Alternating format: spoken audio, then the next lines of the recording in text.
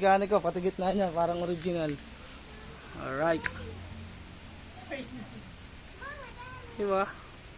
Tadyakan natin kung aandar mga kamekaniko. I try kung aandar. Laylay mo buso. One kick. Malamig yan oh. Oh. Malamig na malamig yan. One kick siya.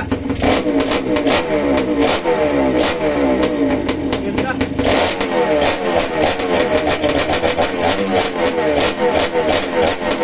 Tingnan kasi oh.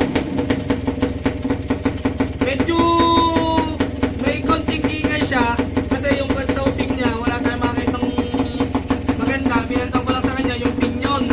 Pero tahimik naman siya ng konti. Hindi naman siya sobrang ingay. Diba? Pero konting-konti lang. Pero ang ganda mag-pinor oh. Alright, napakaganda mga kamekaniko. Papakita ko din sa inyo yung bumba na nagana. Yan, pakita natin dito. Dapat ko sila. Kasi lahat sa ginagawa natin, kailangan bago natin ilabas, pilitin natin gumana yung kanyang pump.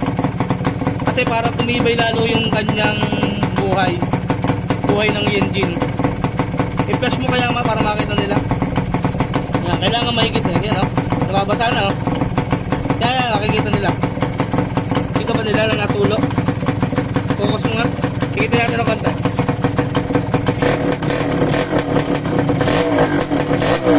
Yun oh. Ah, basa oh. Tuti. Kailangan kasi na akong basa. Sabay yan eh. Yan. Yun, tumulo na. Ano? Kita nila? Oh, basang basa. Kaya nagana na rin yung kanyang tuti pump.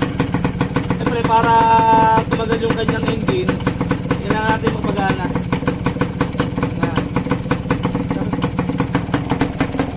Ang ganda na rin magpinam mga kamekaniko. Tawag din na yan kasi.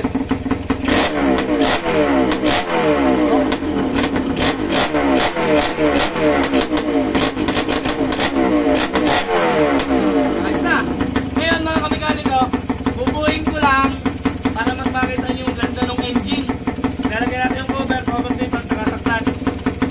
Yan. Yan, mainit na to. Yan, mainit na. Hindi mo mahawakan. Hindi na rin siya nag-overflow. Yan, namatay na kasi kakunti lang gas din eh. So yan, bubuhin lang natin mga kamekaniko para mapakita ko sa inyo yung engine. Let's go. So yan mga kamekaniko, ito na yung kinalabasan ng ating engine na natapos. Yan. Yan nga pala ay lahat ay stainless ang bolts maliban sa loob ng makina. Pero sa lahat ng panlabas, stainless lahat yan na original, stock look na original. Ano? Stock looks pero stainless. Yan. Yan. Napakaganda yan mga kamekaniko, pati gitna niya parang original. Alright.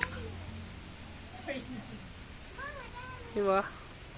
Lahat yan mga kamekaniko. Sa mga gusto bumili, PM nyo lang ako. Ayan o. Napakaganda.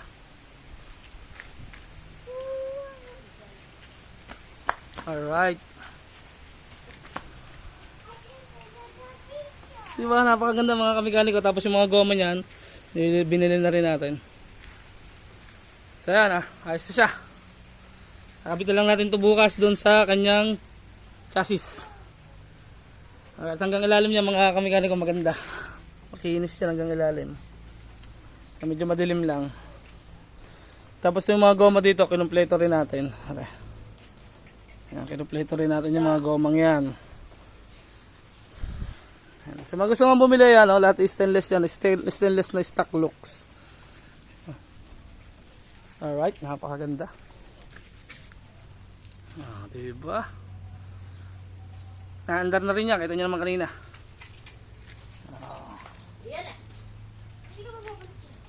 Yan. Sa mga nagtatanong nga pala kung paano nagre-restore ako ng engine. Dati nagre-restore ako, ngayon hindi na makapag-restore mga kamekaniko.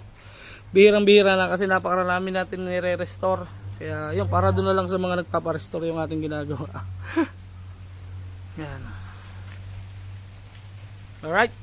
So yan pala mga kamikaniko, di kita-kita na lang tayo sa susunod vlog o bukas. Kapit na natin to mga kamikaniko. Ito na yung engine. Yan.